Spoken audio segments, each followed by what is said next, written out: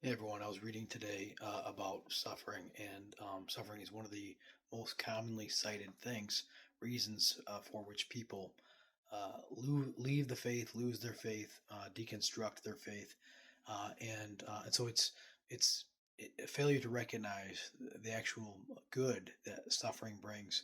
And I wanted to just share a few principles with you real quickly as you think about the suffering that maybe you've endured in your life. What value is there in it, and how should you perceive suffering in general? The first thing I would say is that suffering is one of the chief ways in which we become better people. Nobody looks back and cites an easy time in life and says, "Man, I grew so much during that time." No, they look at areas and times when they were struggling the most and suffering the most, and that's when they say they experienced the most growth.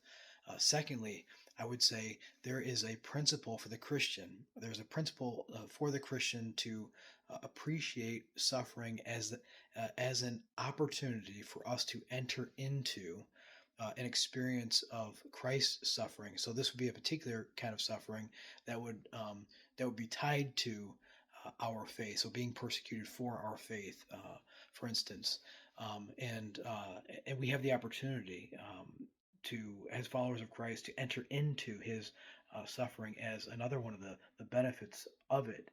And thirdly, sometimes this is the most important reason. Sometimes we go through things. God allows us to go through things for no other reason, than that you will one day, it'll leave you with scars that one day you'll be able to compare with somebody else, and they have similar scars.